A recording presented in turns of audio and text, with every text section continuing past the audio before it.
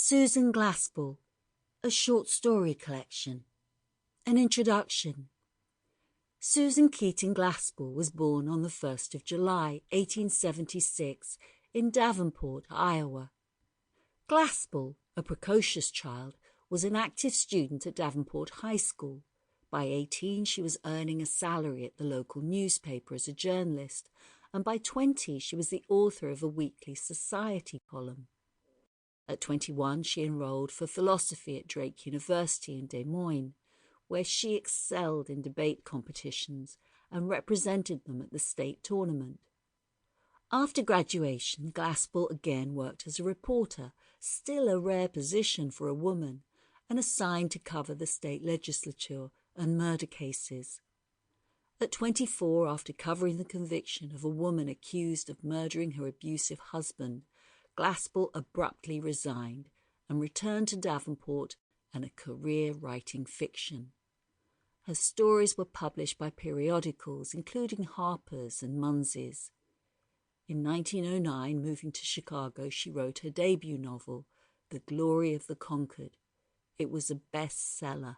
So too her second and third, and to glowing reviews.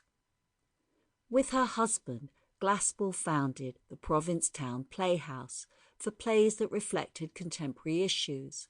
Her first play, Trifles, in 1916, was based on the murder trial she covered as a young reporter, and later adapted as the short story, A Jury of Her Peers. She wrote 12 plays over 7 years for the company. By 1918, Glaspell was considered one of America's most significant new playwrights. Despite its success, theatre work did not make financial sense, and she continued to submit short stories in order to support her and her husband during their years with the theatre. In 1931, her play, Alison's House, received the Pulitzer Prize. She continued to write, and now with themes increasingly based on her surroundings, on family life, and on theistic questions. Susan Keating Glaspell died of viral pneumonia in Provincetown, Massachusetts, on 28th of July, 1948. A Jury of Her Peers by Susan Glaspell. When Martha Hale opened the storm door and got a cut of the north wind, she ran back for her big woolen scarf. As she hurriedly wound that round her head, her eye made a scandalized sweep of her kitchen. It was no ordinary thing that called her away. It was probably further from ordinary than anything that had ever happened in Dixon County.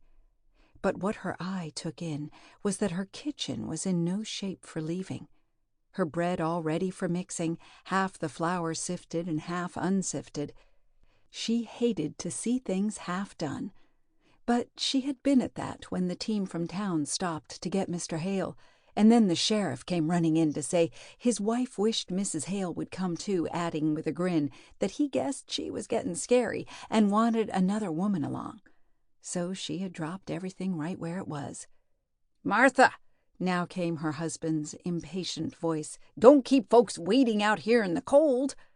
She again opened the storm door, and this time joined the 3 men and the 1 woman waiting for her in the big 2-seated buggy.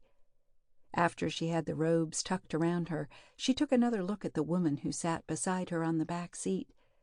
She had met Mrs. Peters the year before at the county fair, and the thing she remembered about her was that she didn't seem like a sheriff's wife. She was small and thin and didn't have a strong voice.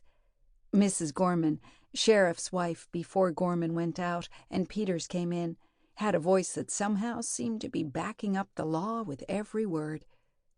But if Mrs. Peters didn't look like a sheriff's wife, Peters made it up in looking like a sheriff. He was, to a dot, the kind of man who could get himself elected sheriff, a heavy man with a big voice who was particularly genial with the law-abiding, as if to make it plain that he knew the difference between criminals and non-criminals. And right there it came into Mrs. Hale's mind, with a stab, that this man, who was so pleasant and lively with all of them, was going to the rights now as a sheriff. Sample complete. Ready to continue?